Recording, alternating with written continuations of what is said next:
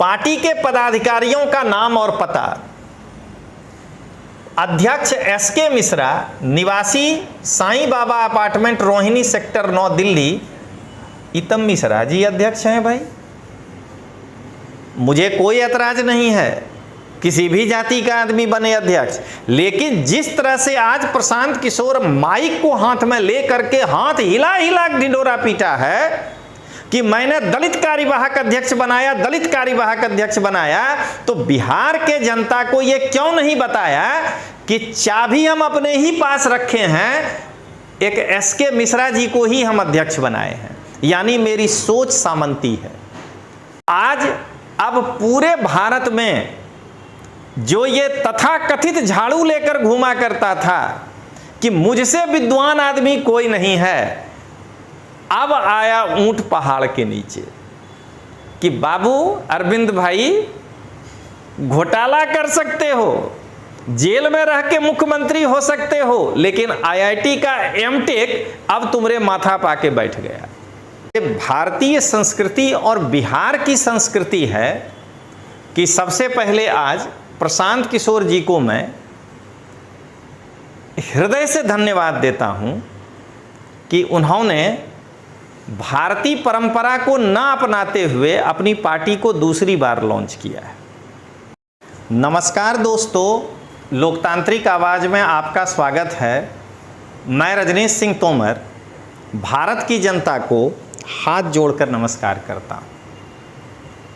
दोस्तों, आज बिहार के लिए तो खुशी की बात आज नहीं है, लेकिन प्रशांत किशोर जी के लिए आज खुशी की बात है कि उन्होंने अपनी पार्टी जन सुराज को आज लॉन्च किया है।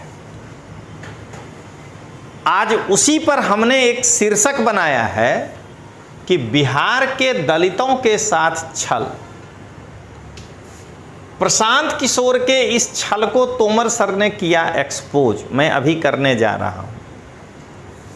आज बिहार के दलितों के साथ छल का उजागर करूंगा। प्रशांत किशोर जी, आपने ऐसा क्यों किया? लेकिन अपनी बात शुरू करने के पहले जो एक हमारे भारतीय संस्कृति और बिहार की संस्कृति है कि सबसे पहले आज प्रशांत किशोर जी को मैं हृदय से धन्यवाद देता हूं कि उन्होंने भारतीय परंपरा को न अपनाते हुए अपनी पार्टी को दूसरी बार लॉन्च किया है। हाँ, दिल से धन्यवाद मैं मनोज भारती जी को देना चाहूँगा। प्रशांत किशोर जी ने अपने जन स्वराज पार्टी का इनको कार्यवाहक अध्यक्ष बनाया। अगर व्यक्तिगत रूप से मनोज भारती जी के क्वालिफिकेशन को देखा जाए तो हम सब इनके क्वालिफिकेशन के सामने नतमस्तक हैं। मेरे लिए तो एक खुशी की बात यह भी है कि मनोज भारती जी, मेरा गांव भले ही मुंगेर जिला में पड़ता है, लेकिन मेरे गांव बनहरा से मात्र 30 किलोमीटर की दूरी पर जमुई है, जहां से इन्होंने एक सरकारी स्कूल में अपनी प्रारंभिक शिक्षा पूरी की है। तो इस नाते मुझे इस बात की बहुत खुशी है कि मनोज भारती जी आज एक पार्टी में राष्ट्रीय कार्यवाहक अध्यक्ष बने हैं और वो हमारे गांव से महज 30 किलोमीटर की दूरी पर के सरकारी स्कूल से पढ़े हैं। दूसरा, इनके व्यक्तित्व पर 4 चांद ये लगाता है कि बिहार के लोगों को बताने की आवश्यकता नहीं है, लेकिन मैं अक्सर अपने आईएएस की तैयारी करने वाले छात्रों को बताया करता था कि बिहार में जो वर्तमान में झारखंड है, रांची के पास हमारे इलाके का एक बेस्ट सरकारी स्कूल है जिसका नाम है नेतरहाट विद्यालय। तो मनोज भारती जी उसी नेतरहाट स्कूल से पढ़े हैं। जब मनोज भारती जी बड़े हुए, हालांकि हमसे तो ये बहुत उम्र के बड़े हैं, तो इन्होंने आईआईटी जेईई की परीक्षा पास की और ये आईआईटी कानपुर से बीटेक किए। लेकिन मुझे आज एक बात की और खुशी हो रही है कि इस भारत में जो एक व्यक्ति अपने आप को सबसे बड़ा पढ़ा लिखा आदमी समझ रहा था, आम आदमी पार्टी का मुखिया अरविंद केजरीवाल, आज उस मुखिया को महामुखिया पढ़ा हुआ मिल गया। क्यों? क्योंकि अरविंद केजरीवाल आईआईटी खड़गपुर से पढ़ा है और आईआईटी खड़गपुर में लास्ट रैंक वाला एडमिशन लेता था, और ये जो हैं आईआईटी कानपुर से पढ़े हैं तो आईआईटी कानपुर में टॉप रैंक वाला एडमिशन लेता था। उसके बाद अरविंद केजरीवाल को पढ़ने में तो मन लगता नहीं था, बीटेक के बाद जो है छिटक गया।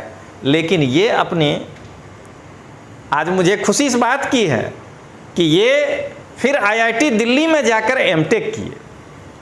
तो आज अब पूरे भारत में जो ये तथाकथित झाड़ू लेकर घूमा करता था कि मुझसे विद्वान आदमी कोई नहीं है, अब आया ऊंट पहाड़ के नीचे कि बाबू अरविंद भाई घोटाला कर सकते हो, जेल में रह के मुख्यमंत्री हो सकते हो, लेकिन आईआईटी का एमटेक अब तुम्हारे माथा पाके बैठ गया।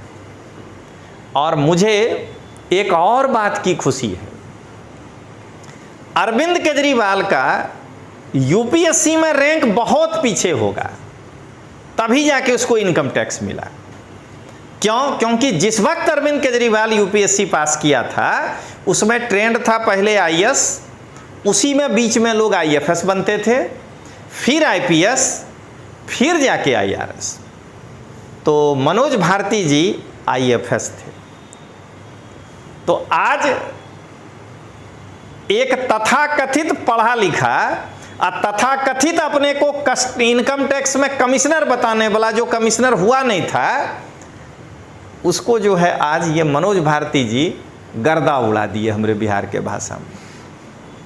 तो आज जो है मेरा बिहारी दिल एकदम गदगदा गया। मतलब समझिए कि हमरे दिमाग के अंदर जो है वो खुशी कुड़बुड़ा रहा है कि आज हमारे बड़े भाई मनोज भारती जी क्या कहते हैं, अरविंद केजरीवाल को भींगा भींगा के झाड़ू मारा है कि अब देखो कौन ज्यादा पढ़ा लिखा है।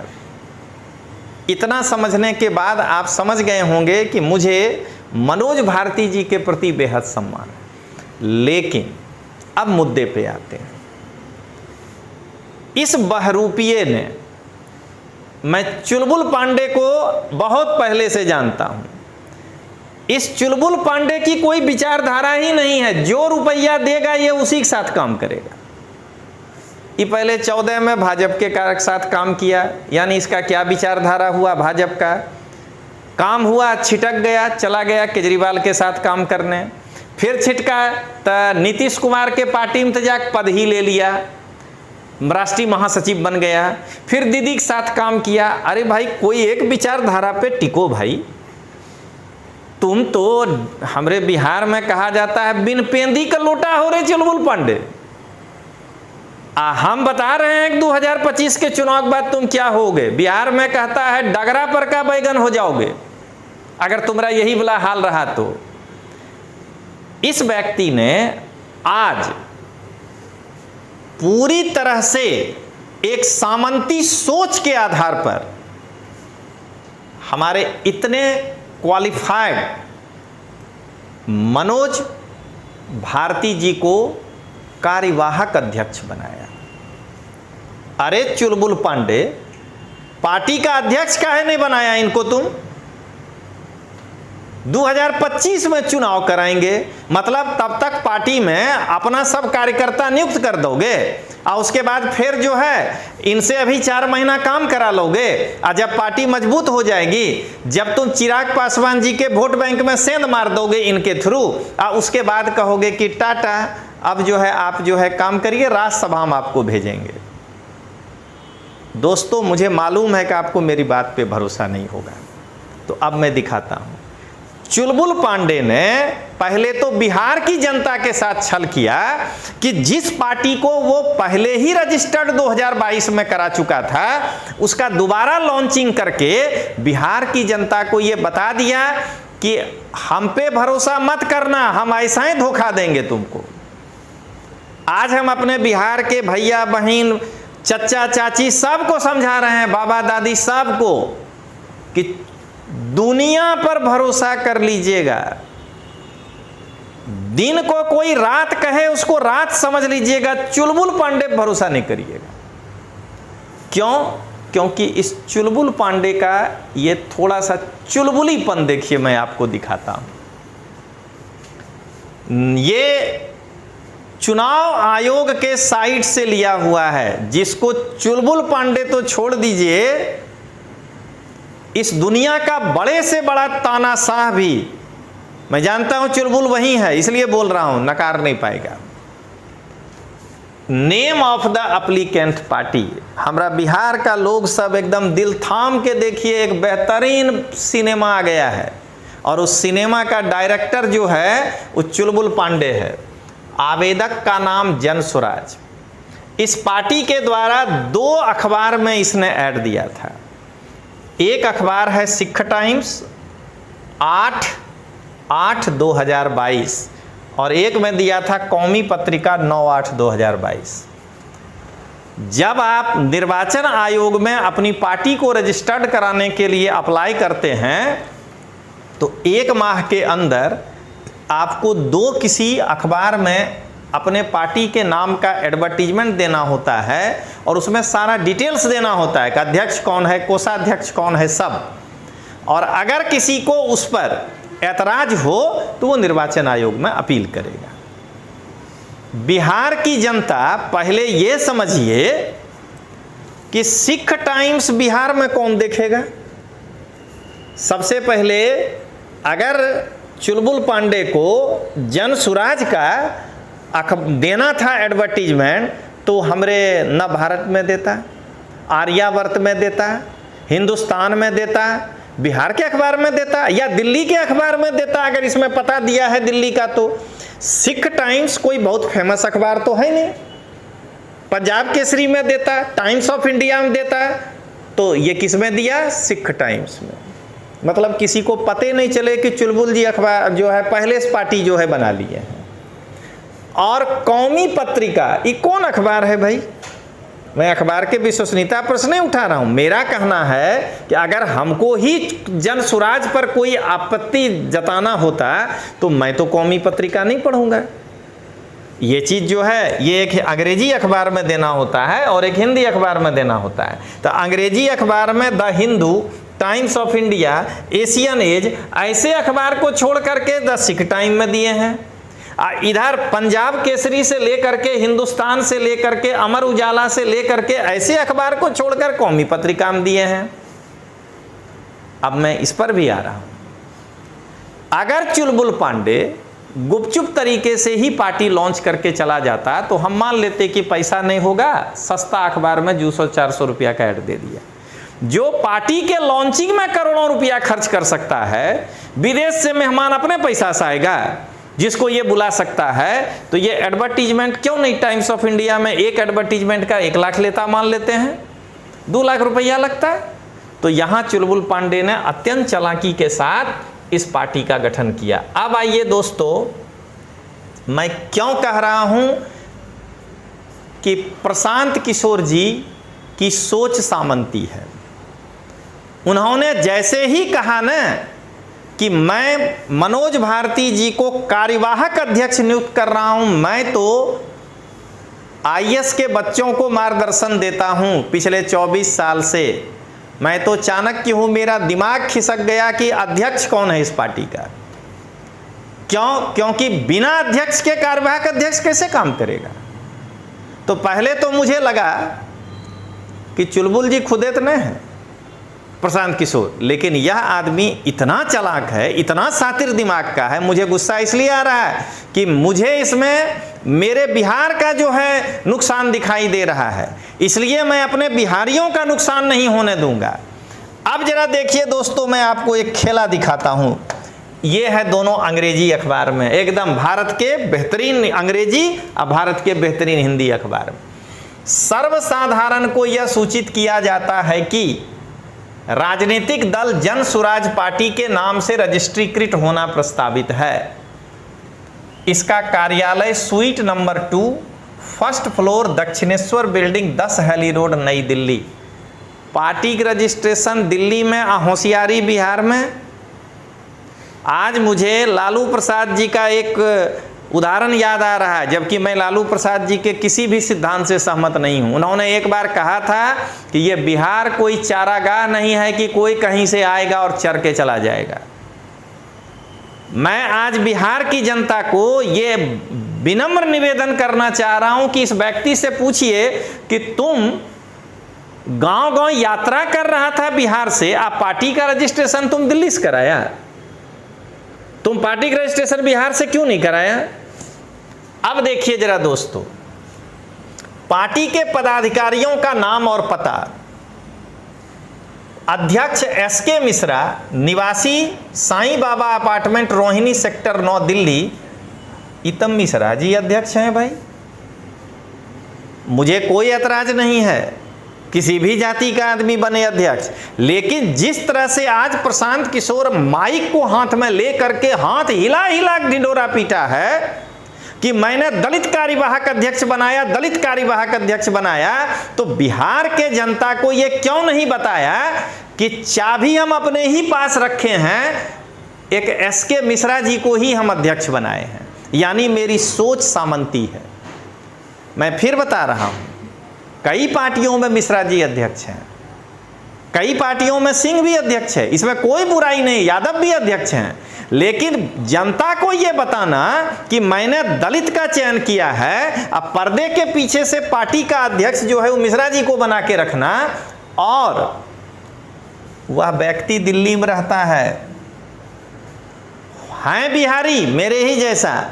लेकिन आप ये बताइए कि प्रशांत किशोर जी आपने पार्टी बनाया तो एक तो पहले मिश्रा जी को बनाए, तो ये बात आज आपको कहना चाहिए था कि मैंने अध्यक्ष मनोज भारती जी को बनाया है, वो दलित हैं, लेकिन मैं कार्यवाहक अध्यक्ष हैं, लेकिन अभी हमारे पार्टी का अध्यक्ष एसके मिश्रा जी हैं।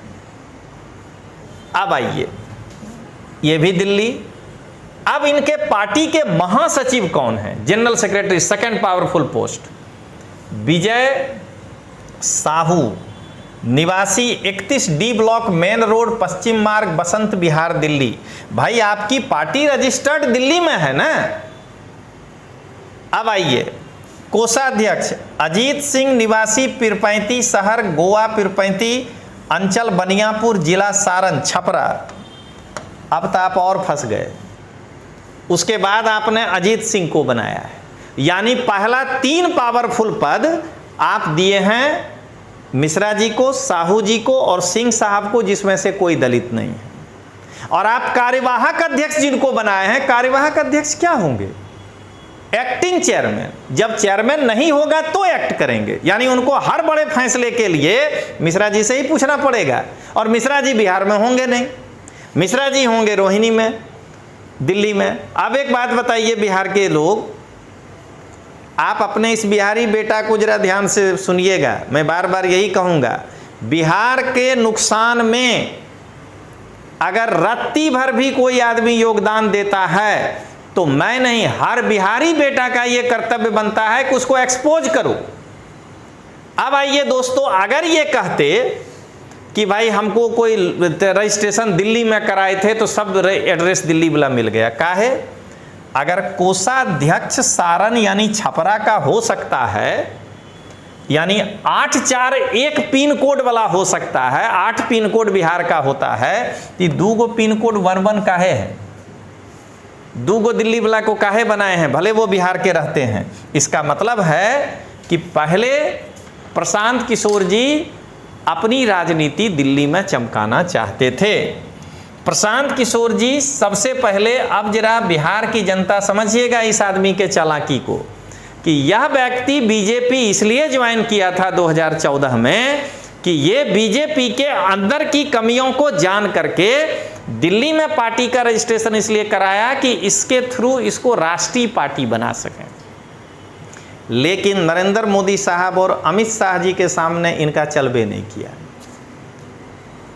अब चुलबुल पांडे जी के दिमाग में आया कि यार जरा केजरीवाल के कमियों को पता करो ताकि दिल्ली में जो है हम कुछ करें। तो ये पार्टी का रजिस्ट्रेशन दिल्ली इसलिए कराया और केजरीवाल के लिए चुनाव में काम किया। इसको लग गया कि ना केजरीवाल के पार्टी में अपना दाल नहीं गलेगा और केजरीवाल के रहते हुए हमारी पार्टी सरवाइव नहीं कर पाएगी। तो इसको एक दिखाई दिया जो सबसे बेहतरीन हरा भरा खेत, वो इसको दिखाई दिया हमारा बिहार। और तब ये व्यक्ति बिहार में आके पहले यात्रा किया और उसके बाद जाकर के जो है भोले भाले दलित जनता को इमोशनली ब्लैकमेल एक तरह से करने के लिए इन्होंने मनोज भारती जी को इस पद पर नियुक्त किया। आज के लिए इतना ही। मैं बिहार की जनता से फिर अपील करूंगा कि एक बार चुलबुल पांडे जी को पहचानिए और इनको नहीं कहते हैं लठिया के बाहर कर दीजिए अपने बिहारी भाषा में, लेकिन यहाँ लठियाना मने लाठी डंडा ने, इनको भोटिया के बाहर कर दीजिए, इनको ईवीएम में बटन दबिया करके बाहर कर दीजिए।